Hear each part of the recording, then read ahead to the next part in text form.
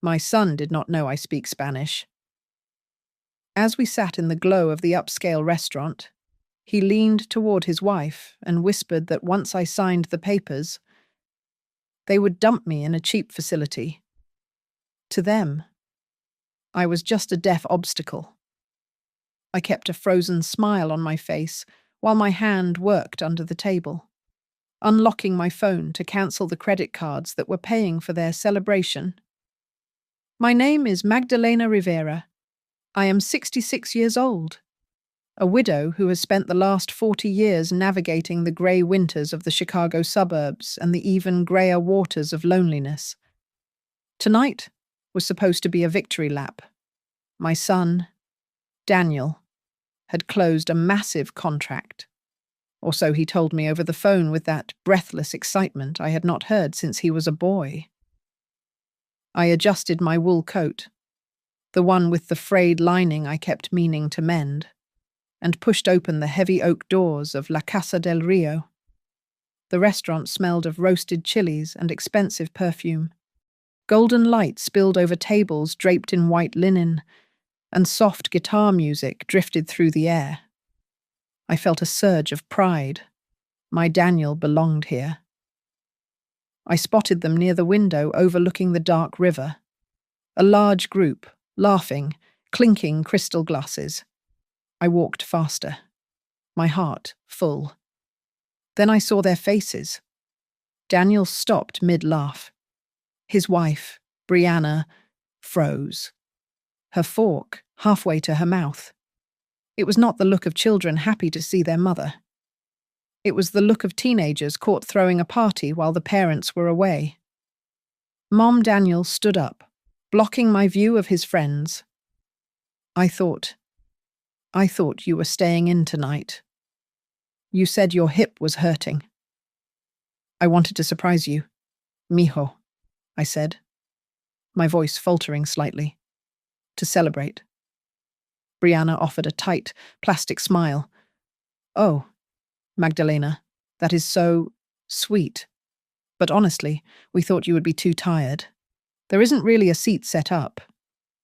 She gestured to the packed table. They made a show of shifting chairs, squeezing me into a drafty corner spot at the very edge, away from the center of conversation. I sat down, clutching my purse, feeling the cold radiating from the window glass. I told myself it was fine. They were just stressed. The dinner blurred into a parade of expensive appetizers and cocktails I could not pronounce. I sipped my water, invisible in the noise.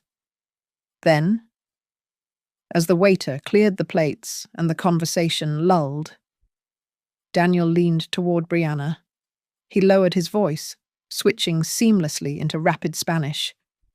He assumed, like he always did, that the language of my ancestors had died in me decades ago, lost to assimilation and English-only households.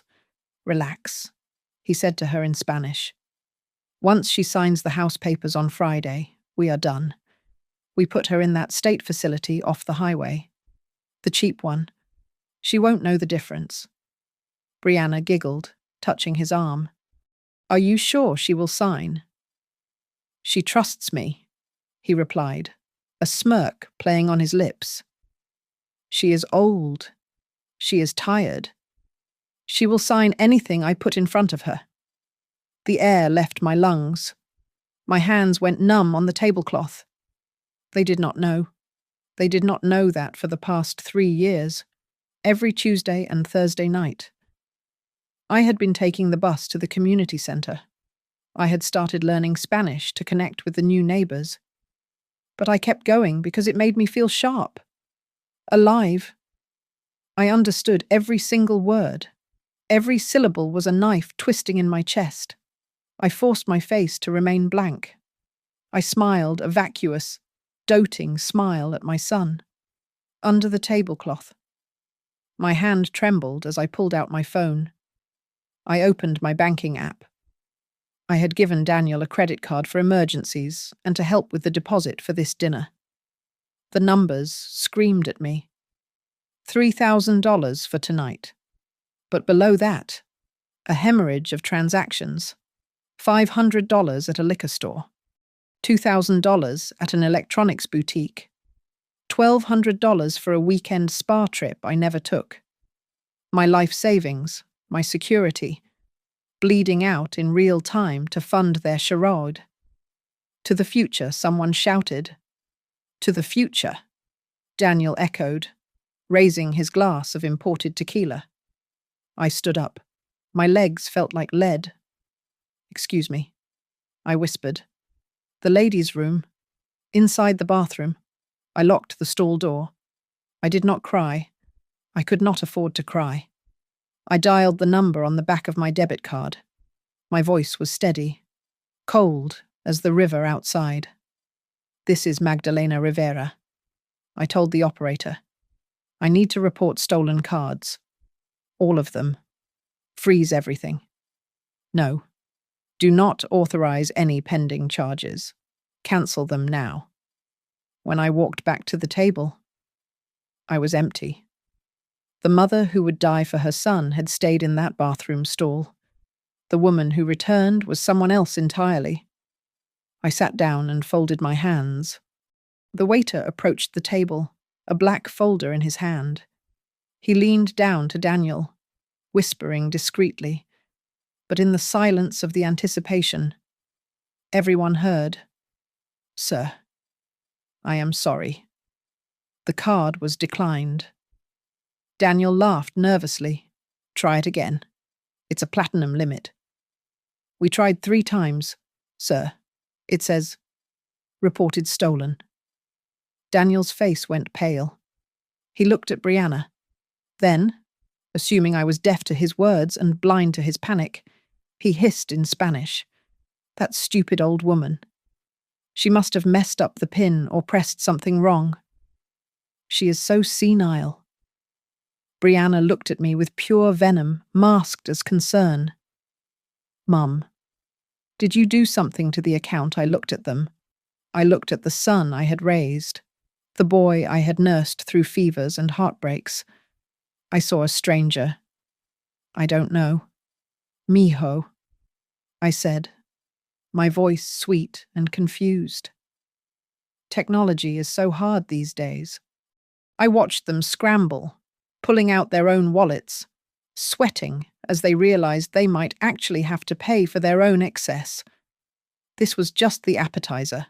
The main course was yet to come. It is a bitter irony that I spend my Tuesday and Thursday mornings advising people on how to avoid exactly what just happened to me. I work part-time as a social support aide at the Northern Riverlight Center for Community Renewal. My job is to sit across from trembling 80-year-olds and tell them that love is not a legal strategy. I hand them pamphlets about financial power of attorney and tell them to guard their social security numbers like gold. I thought I was the shepherd standing at the gate. I never imagined I was just another sheep waiting for the slaughter.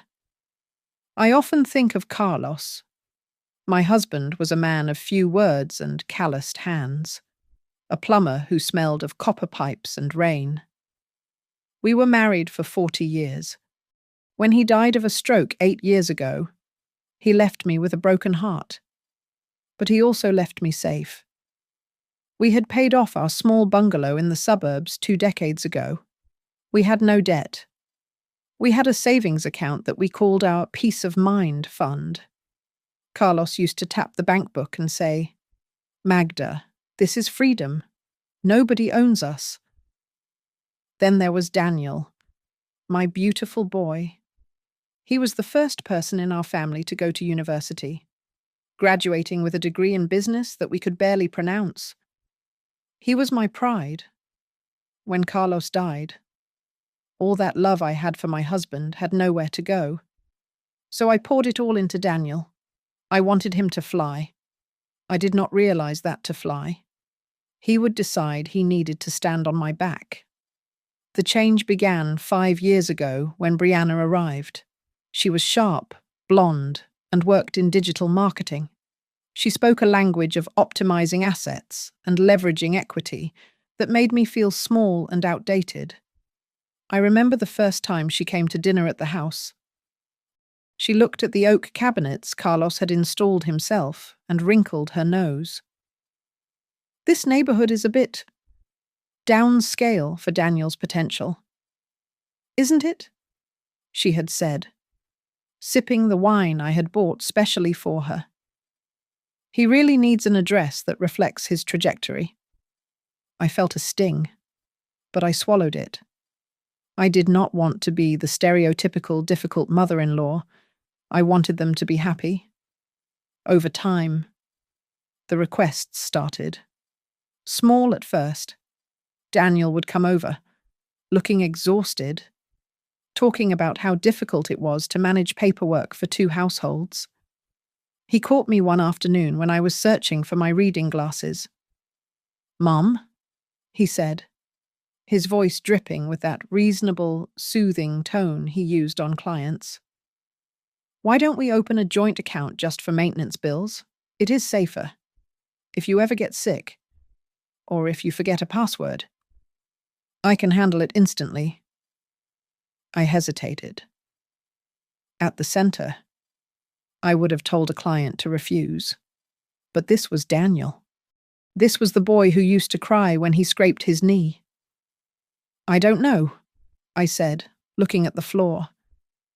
"Your father always said to keep things separate."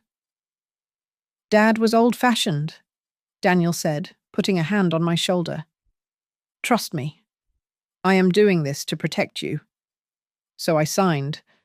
I gave him the keys to the castle because I thought he was the guard. Around the same time, I started the Spanish classes at the community center. I told Daniel I was joining a knitting circle because I was afraid he would laugh at me. I could hear his voice in my head saying, "Why waste time on that we are Americans?" But I wanted to connect with the elderly Latinx clients who came to the center, the ones who struggled to explain their heartbreak in English. I sat in that classroom for 3 years, conjugated verbs, and learned the rhythm of a language my parents had spoken but never fully taught me. I learned to listen. I learned to understand the nuances of tone. I did not know then that I was sharpening a blade. I thought I was learning to help strangers. I did not know I was training for a war against my own son. Every legal term I learned at work, every Spanish phrase I mastered. They were not just hobbies. They were the arsenal I would need to survive the betrayal that had been festering right under my nose.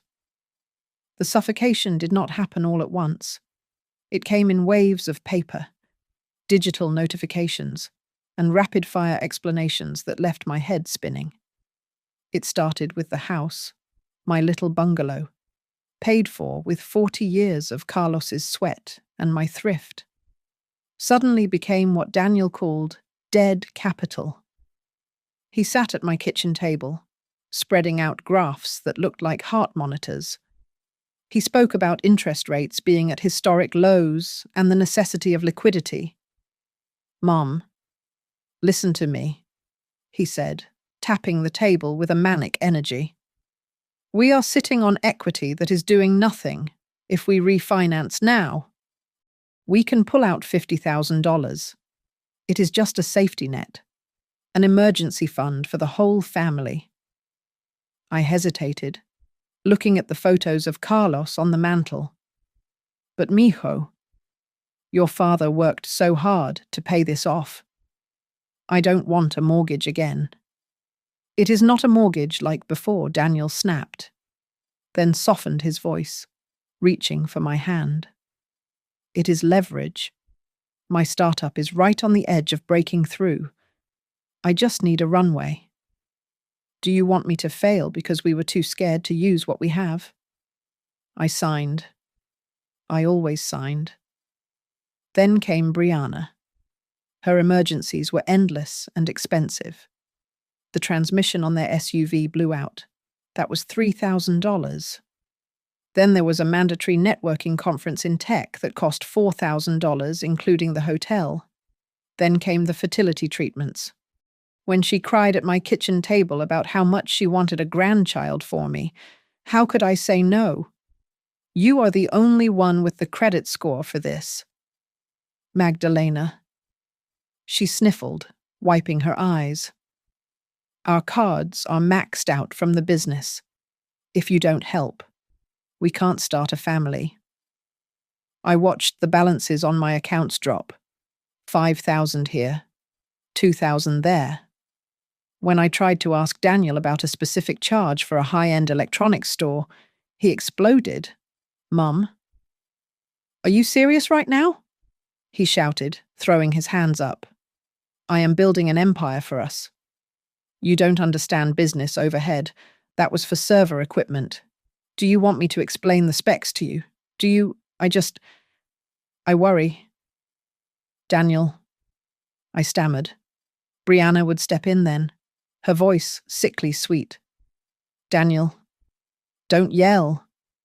She gets confused. It is just her anxiety acting up again. You know how old people get obsessed with pennies. The irony burned me. At the center, I sat across from weeping grandmothers who had signed away their rights. I told them to never sign a power of attorney without a lawyer present. Yet, one evening, while I was cooking dinner, Daniel slid a document under my nose, just a limited power of attorney. Mum, he said casually, dipping a finger into the sauce. It lets me talk to the IRS for you, so you don't have to sit on hold for 3 hours. Standard stuff. I signed it. I barely read it. I trusted him. The night before the dinner at the restaurant, the tension in the house was thick. I had been asking too many questions that week about a withdrawal of $600. Brianna came into the living room with a glass of water and a small blue pill. Magdalena, she said, offering the pill. You look so haggard. You need to sleep. Take this. It will help you rest so you are fresh for your doctor's appointment tomorrow. I took it. I thought she was caring for me. Now I know she just wanted to make sure I was too groggy to check my email for the bank alerts that were surely flooding in. But there was one place where my mind was not foggy. In my Spanish class at the community center, the fog was lifting. During a listening exercise, the teacher played a fast, complicated dialogue about a political dispute. I closed my eyes and realized I wasn't translating word for word anymore. I was just feeling the meaning. I laughed at a joke in the recording before anyone else did. Excellent. Magdalena, the teacher, beamed. You have a true ear for this. For the first time in months, I felt a spark of dignity. I was not the confused old woman Daniel said I was. I was capable. And it was exactly this clarity that allowed me to hear the truth. When Daniel and Brianna spoke Spanish in front of me, they weren't just being rude. They were drafting the blueprint of my destruction, counting on my silence to build their future. They thought they were speaking in code, but they were handing me the key to their own undoing. The rain was coming down in sheets when I finally unlocked my front door. I kicked off my wet shoes in the middle of the living room, leaving them where they fell. The silence of the house usually felt peaceful, but tonight it felt heavy, like the air before a tornado touches down. I walked to the sideboard where the mail had been accumulating for weeks. Daniel usually collected it, claiming he was organizing the bills, but he had been too busy lately. I brewed a pot of coffee, black as tar, and sat at the kitchen table. The only light came from the small lamp above the sink, casting long, distorted shadows across the room. My hands shook as I reached for the letter opener. One by one, I sliced them open. The first statement was from a bank I did not recognize. It showed a personal line of credit in my name with a balance of $25,000. I stared at the number, blinking. I had never walked into that bank. The next envelope was a statement for a second mortgage on the house. The principal amount was $80,000. The funds had been disbursed 6 months ago. I felt a cold sweat prickle on the back of my neck. I ripped open the next one. Transfers. Monthly transfers of $4,000 going directly to Daniel Rivera Consulting LLC. Then I found the red envelope. It was buried at the bottom. Notice of intent to foreclose. I read the words, but my brain refused to process them. It said that payments on the second mortgage had been missed for 3 months. If the arrears were not cleared within 90 days, the bank would begin legal proceedings to seize the property. My home. The home Carlos had paid for with his broken back and calloused hands. I scrambled for my laptop. I typed in the bank URL, my fingers slipping on the keys. When I tried to access the profile settings, I saw why I had never received an email alert. The contact email had been changed to Rivera, Daniel, business, gmail.com. He had blinded me. He had severed every nerve that could warn me of the pain, so he could carve me up in silence. I pushed the laptop away, feeling bile rise in my throat. I needed to call him. I needed to scream. I reached for my phone, but then I remembered the old smartphone in the junk drawer. Daniel had used it a few months ago when his broke, before he bought the newest model with my credit card. I dug it out and plugged it in. It flickered to life. I tapped the WhatsApp icon. It was still logged in. My breath hitched. There was a group chat at the top, active just 20 minutes ago. The group name was Proyecto Libertad Project Freedom. The participants were Daniel, Brianna, and someone named Marco. I scrolled up, reading the Spanish text. My eyes burned. Marco. Did she sign the HELOC extension yet? We need the cash flow by Friday. Daniel. Not yet. I'm working on it. She is getting suspicious about the mail. Brianna. Just get it done. Once she signs, we are clear. La vieja banca ambulante is drying up anyway. The old walking bank. Brianna. I found a place in Rockford, state-funded. It is grim, but it meets the legal minimum requirement for care. We dump her there, sell the house to pay off your debt to Marco, and we start over. Daniel. Okay. Push the senile angle at dinner tonight. Make her doubt her memory. I dropped the phone. It clattered loudly on the table. I ran to the bathroom and fell to my knees in front of the toilet. I retched, my body convulsing. But nothing came up except bitter acid. I gasped for air, clutching the cold porcelain. I thought of Mrs. Henderson at the centre, crying because her grandson sold her car. I thought of Mr. Alvarez, who slept on a cot in a shelter because his daughter forged the deed to his house. I had held their hands. I had told them it wasn't their fault. I was them. I stayed on the floor for a long time, listening to the rain hammer against the roof. The shock began to fade, replaced by a cold, hard knot in the center of my chest. It was not sadness anymore. It was clarity. I pulled myself up. I washed my face with freezing water, watching the droplets run down my pale skin. I looked into my own eyes in the mirror. They were red-rimmed, tired. But the fear was gone. I spoke to the reflection, my voice low and steady, forming the words in the language they thought they could use to destroy me. No soy tu víctima, I whispered, testing the weight of the syllables. Soy tu madre, y esto no termina así. I am not your victim. I am your mother. And this does not end like this.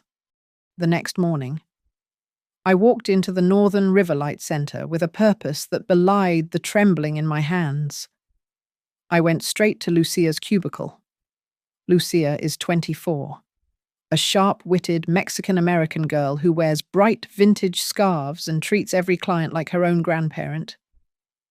Lucia Mija, I said, clutching my phone. I found this old phone of Daniel's, and I see these messages. I know my Spanish is, well, basic. Can you tell me if I am misunderstanding them? I knew exactly what they said. Of course, I knew every cruel syllable. But I needed a witness. Lucia took the phone, adjusting her glasses. Her smile faded instantly. Her jaw tightened as she scrolled. She looked up at me, her eyes wide with horror. Magdalena, this is... She hesitated, trying to find a soft way to say it. They are talking about moving you and selling the house. Magdalena, this is bad. I suspected as much. I said, keeping my voice steady. I need help.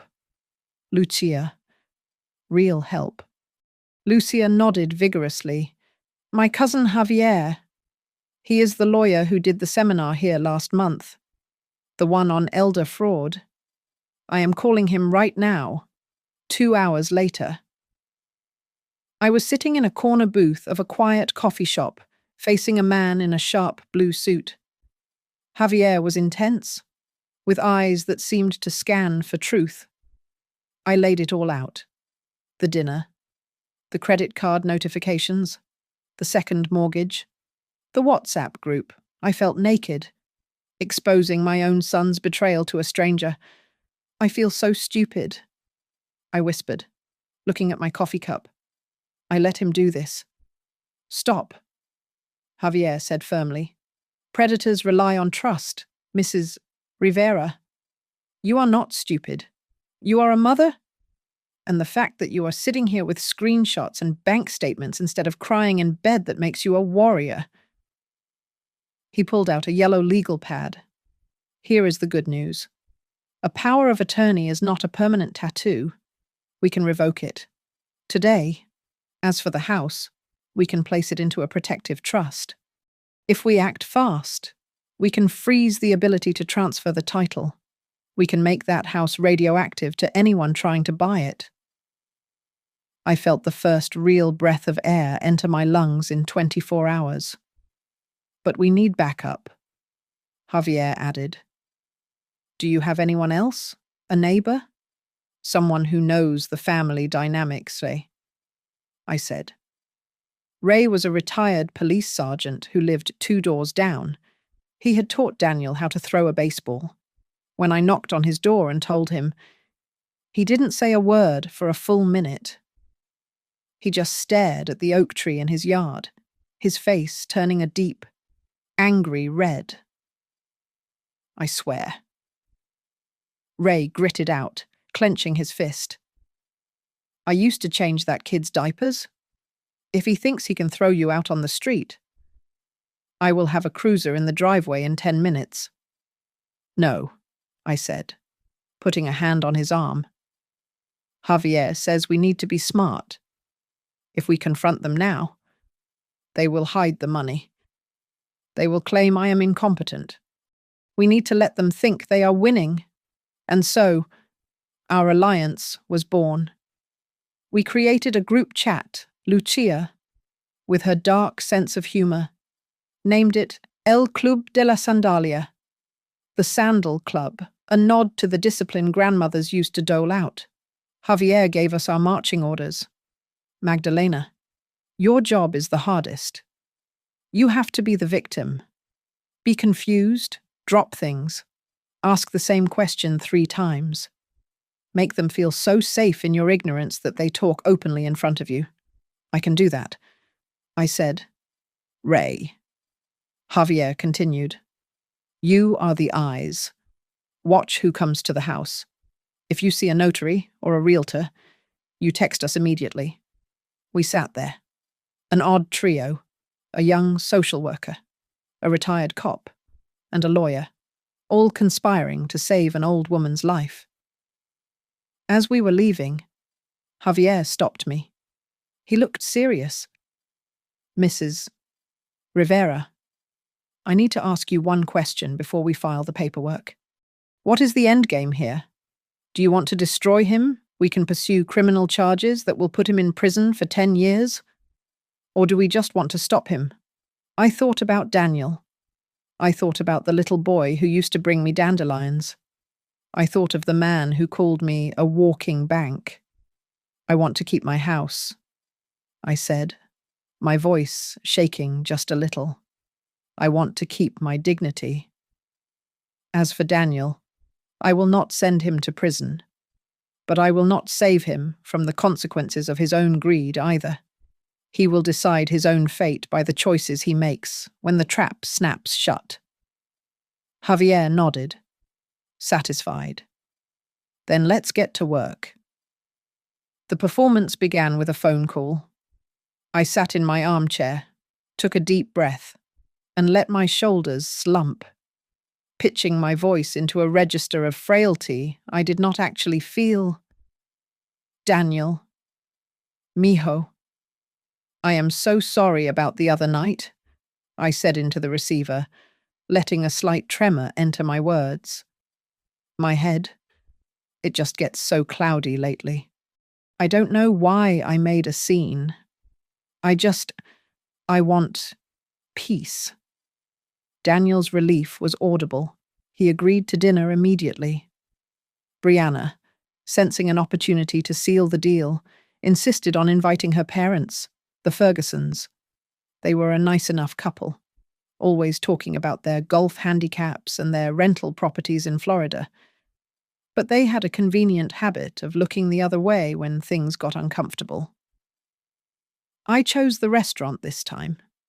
El Rincon, a small Colombian place 2 blocks from the library.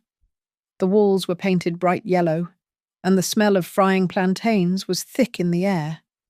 I knew the owner, Mateo.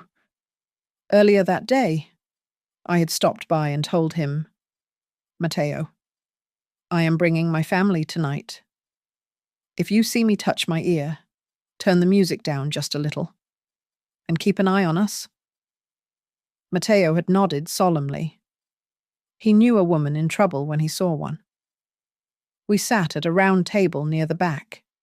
The Fergusons were already on their second round of margaritas, beaming at Daniel. So good to see you out and about. Magdalena, Mrs. Ferguson said, speaking loudly and slowly as if I were hard of hearing. Brianna tells us you are looking into quieter living arrangements. Very smart at your age. Yes. I smiled vaguely, my hands fumbling with my napkin under the table. Very smart. My thumb found the record button on my phone screen. I pressed it. Brianna wasted no time.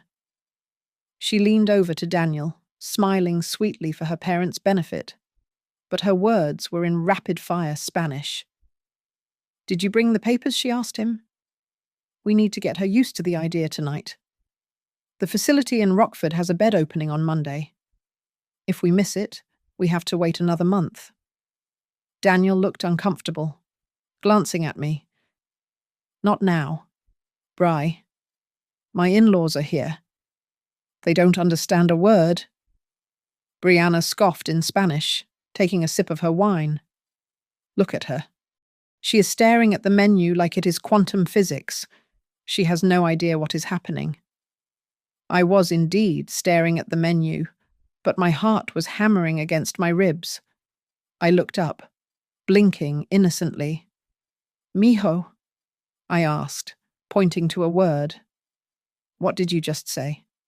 Something about Monday. Daniel froze. Brianna rolled her eyes and patted my hand. No, Magdalena. We were just saying how beautiful the weather will be on Monday. For a walk. I nodded slowly. Oh, that is nice. I like walks. The dinner continued. A bizarre theatre of cruelty. The Fergusons chatted about interest rates, while Brianna and Daniel dissected my future in a language they thought locked me out.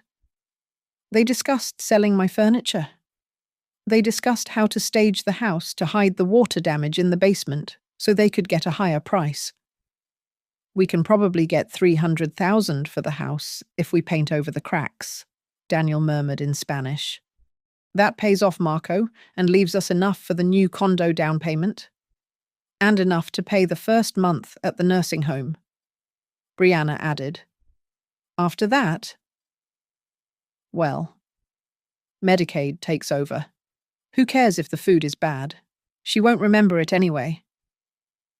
I gripped the tablecloth. I wanted to scream. I wanted to flip the table. But I remembered Javier's advice. Let them think they are winning. Then, the mask slipped. Mrs.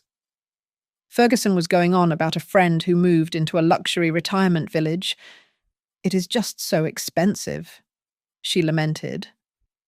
I hope you kids are looking for a nice place for Magdalena. Somewhere with a garden. Brianna, perhaps emboldened by the tequila, or just exhausted by the charade, answered in English before she could stop herself. Oh, don't worry. Mum, once she signs, we dump her in the cheapest place we can find. Anyway. The table went silent. The air seemed to be sucked out of the room. Mrs. Ferguson blinked, her fork hovering in mid-air. Daniel looked like he had been slapped. Brianna's eyes widened. She let out a high, forced laugh. Oh my God, that was a joke. A terrible joke. Daniel knows I have a dark sense of humor when I am stressed. Obviously, we want the best for Magdalena. She looked at me, panic flaring behind her eyes. You know I am joking. Right. Mum. I looked at her. I looked at my son, who was staring at his plate, unable to meet my gaze. I don't understand jokes very well anymore, I said softly. The tension broke as the waiter arrived with the bill. But the damage was done. As we walked out into the cool night air, I clutched my handbag tight. It wasn't just my purse. It was the vault containing the recording that would save my life. Good night, Mum, Daniel said, kissing my cheek. His lips felt cold. I will come by tomorrow with those papers. Yes, mijo, I said. And for the first time that night, my smile was genuine. You come tomorrow. We have so much to talk about. The office was quiet, save for the hum of the fluorescent lights. Javier sat opposite me, his usually composed face pale as he stared at the document on his desk. He pushed it toward me slowly, as if it were a loaded gun. Mrs. Rivera, he said, his voice grave. We found something else. Something worse. I looked down. It was a loan agreement. A third mortgage. I never signed this, I whispered, my finger tracing the signature at the bottom. It looked like my name. It had the loop on the M that I always made, but the pressure was wrong. The ink was too heavy at the end of the A. This is not me. Look at the date, Javier said. I squinted. October 12th of last year. I froze. I was in the hospital then, after I fell on the ice. I was on pain medication for 3 days. Exactly. Javier leaned back, rubbing his temples. This isn't just a bad loan, Magdalena. This is forgery, or at the very least, coercion of an incapacitated person. But look who the co-signer is. I scanned the page. Daniel's name was there, of course. But next to it was another name, Marco Velez. The man from the WhatsApp messages, I said, a cold knot tightening in my stomach. Read the default clause, Javier instructed. I read the fine print. In the event of default, title to the property shall immediately transfer to MV Holdings LLC, bypassing standard foreclosure auction proceedings. It's a predatory trap, Javier explained. his voice rising in anger. This Marco character isn't just lending money, he is stealing houses. If you miss one payment, and according to the records, Daniel has already missed two, the house doesn't go to the bank. It goes to Marco. Directly. Next month. I sat back, the room spinning. So, Daniel thinks he is saving his company, but he is actually handing my home to a shark. Yes, Javier said. And here is the kicker. If the house transfers to Marco, Daniel and Brianna get nothing. No equity, no inheritance. They are being played just as much as you are. Brianna probably thinks she is clever, using Marco to liquidate your asset, but Marco is going to eat them alive. I felt a strange, twisting pain in my chest. It was not just betrayal anymore. It was pity. My son, with his business degree and his arrogance, was a fool. He was destroying his mother to feed a predator who would eventually consume him too. We have two options, Javier said, leaning forward. Option 1. We go to the police right now. We show them the forgery. Daniel goes to jail for fraud. Brianna probably goes down as an accessory. The loan is voided, but your family is destroyed publicly. And option 2? I asked. Option 2, Javier said slowly. We use this. We let them walk into the trap, but we spring it before Marco gets the house. We force them to admit to the plan on record, in front of witnesses, under the guise of signing over the deed. We catch Marco's name in the conspiracy. We save the house, and we force Daniel to see exactly what he has done. I looked at the signature that wasn't mine. I thought of Daniel's laugh at the dinner table, confident and cruel. I thought of him as a baby, sleeping on my chest. I thought of him as a man, plotting to put me in a cheap facility. I can't send him to prison, I said, my voice barely a whisper. But I cannot let him be this person. If I save him from the consequences now, he will never learn. He needs to see the cliff he almost drove us off. It is risky, Javier warned. If we miscalculate, Marco could still fight for the title. He won't, I said, a sudden steel entering my voice. Because we are going to make Daniel choose. He will have to choose between his mother and his greed, right in front of everyone. That night, I sat in the dark of my living room. The house groaned in the wind, the timbers settling as they had for 40 years. I held the file folder against my chest like a shield. I played the recording from the restaurant again. Once she signs, we dump her in the cheapest place we can find. Anyway. Daniel's nervous laughter followed. Tears hot and fast streamed down my face, but I did not wipe them away. I let them fall. I was mourning the son I thought I had, but the woman sitting in the dark was done being a victim. If you have chosen to stand with them, Daniel, I whispered to the empty room, then you will have to stand there when the roof collapses. The next 48 hours were a masterclass in silent warfare.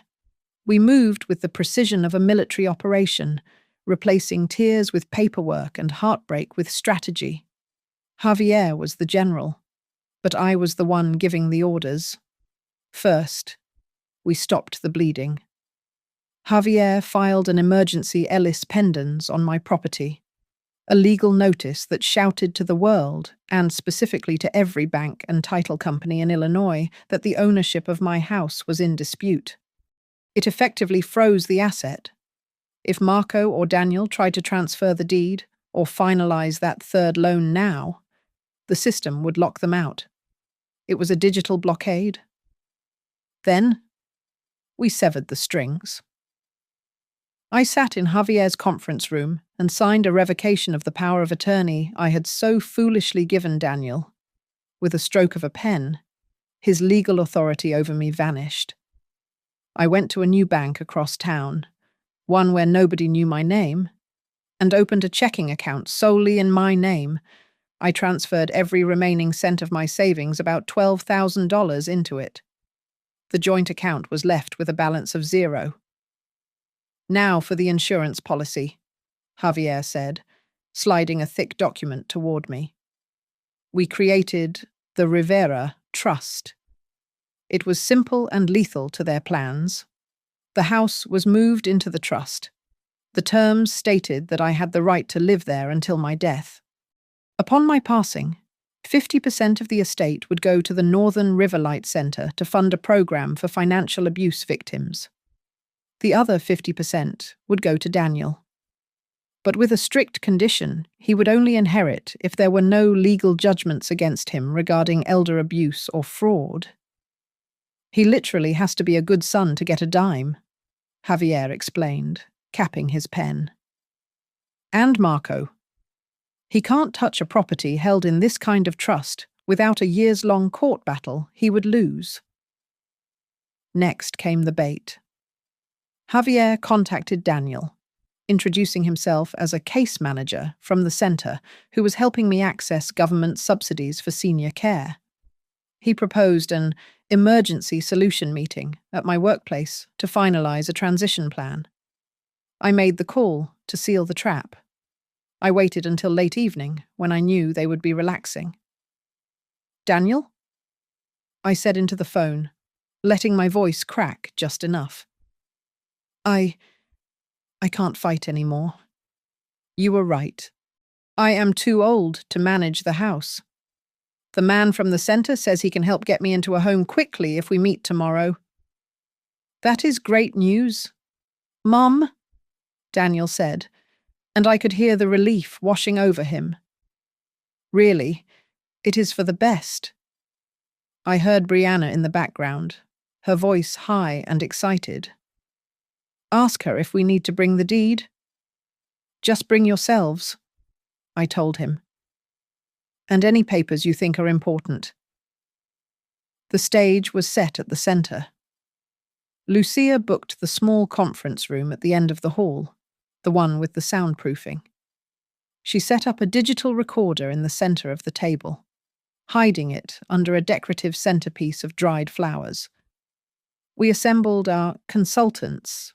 Ray, my neighbor and retired police sergeant, put on his old blazer.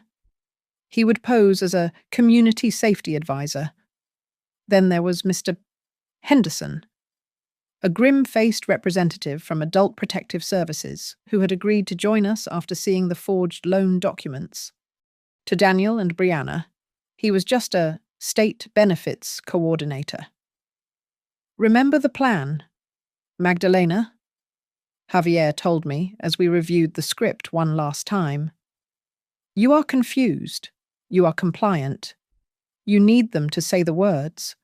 We need them to admit to the plan to sell the house, the facility, and the deal with Marco. Once they say it on tape in front of Mr. Henderson, it is over." "I know," I said. "I will be the helpless old woman one last time." On the morning of the meeting, I woke up before dawn. The sky was a bruised purple over the Chicago skyline. I showered and stood before my closet. My hand hovered over the grey wool cardigan I usually wore to look professional and unobtrusive. I pushed it aside. Instead, I pulled out a silk blouse in a deep, vibrant crimson. It was a shirt I hadn't worn since Carlos was alive. It was the colour of blood, the colour of fire, the colour of a warning flag. I buttoned it all the way to the top and looked in the mirror. The grey-haired, trembling victim was gone. The woman staring back was ready for war. "Vamos," I said to my reflection. I walked out of the house, locked the door, and headed to the center to watch my son walk into the grave he had dug for himself. The conference room was a windowless box that smelled of stale coffee and floor wax. Daniel and Brianna sat on one side of the laminate table, looking like executives ready to close a merger.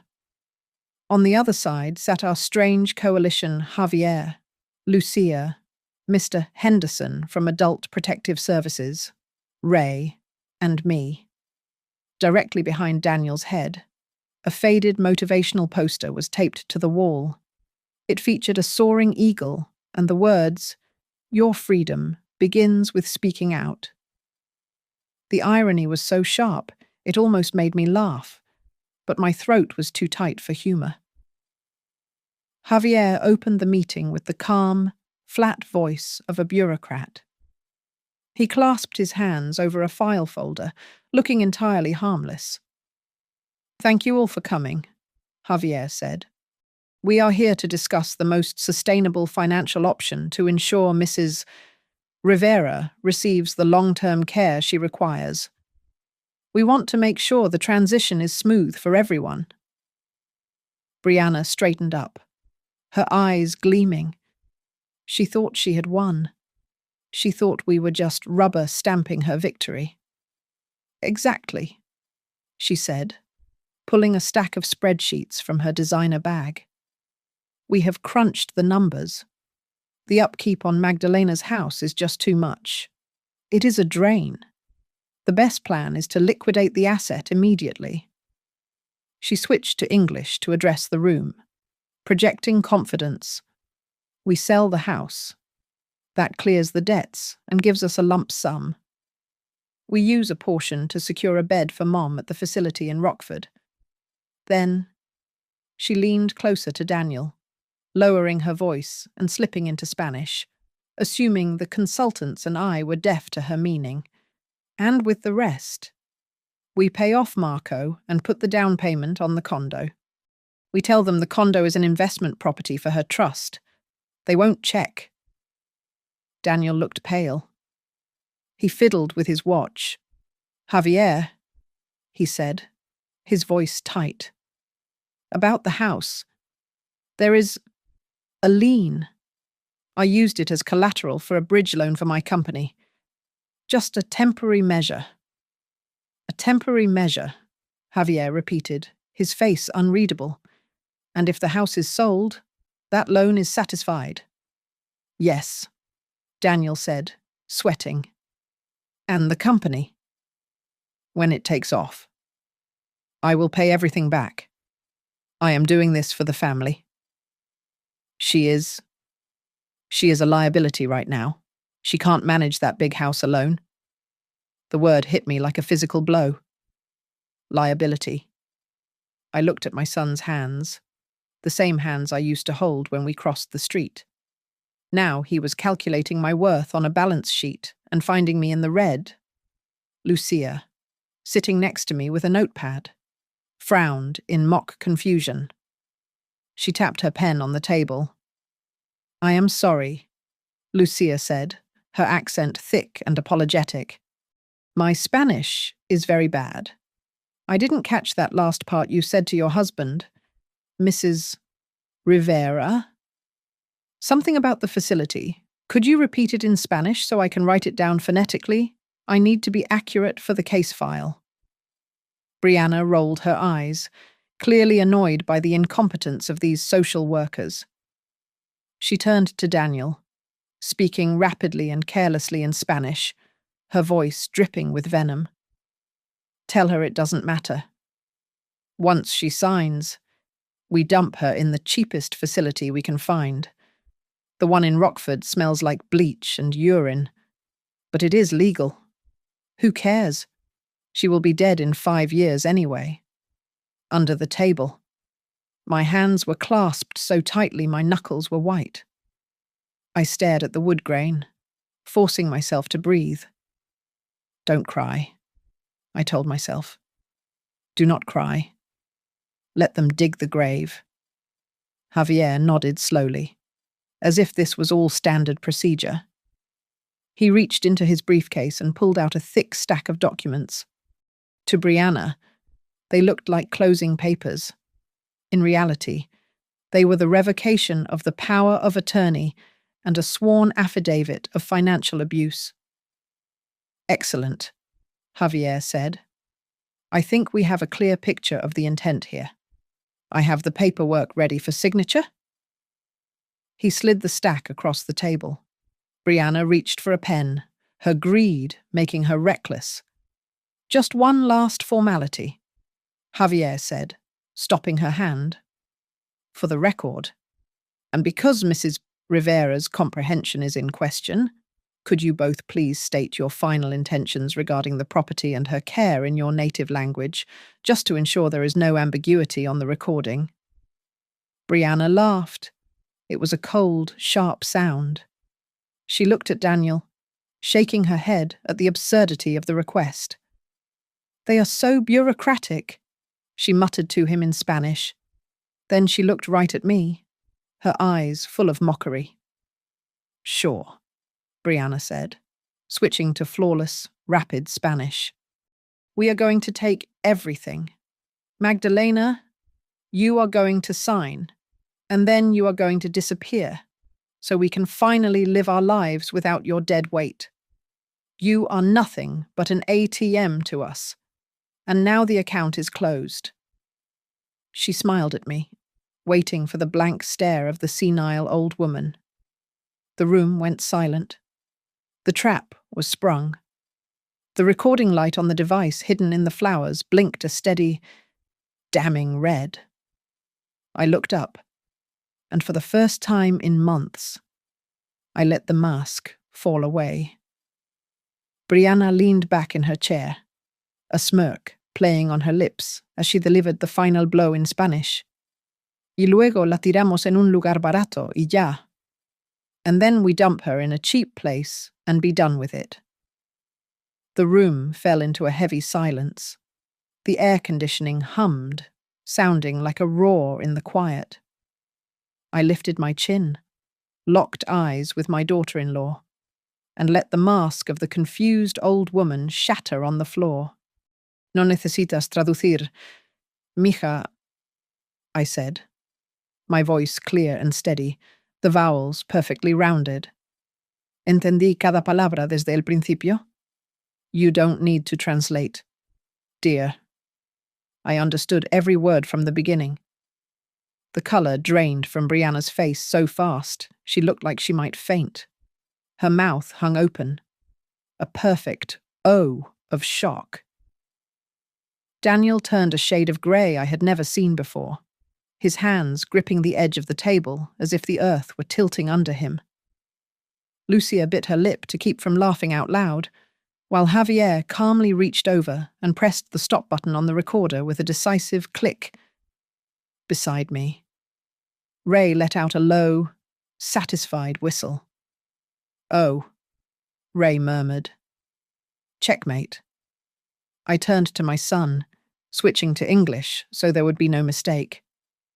You said you would dump me in a facility. I recounted, ticking the points off on my fingers. You said you would sell the house to pay your debts. You called me a liability. You called me a walking bank. Mom, Daniel stammered, sweat beading on his forehead. I didn't. This meeting has been recorded in the presence of an officer from Adult Protective Services. Javier cut in, his voice cutting through Daniel's panic like a blade. What you just described contains sufficient evidence of conspiracy to commit financial abuse and intent to involuntarily institutionalize a senior citizen. Mr. Henderson, the representative from the state, stood up. He slid a pamphlet across the table toward them. I am opening a formal investigation file as of this moment, he said grimly. Depending on the outcome, this could lead to criminal prosecution. Javier placed 2 thick folders on the table. You have 2 choices, Javier said.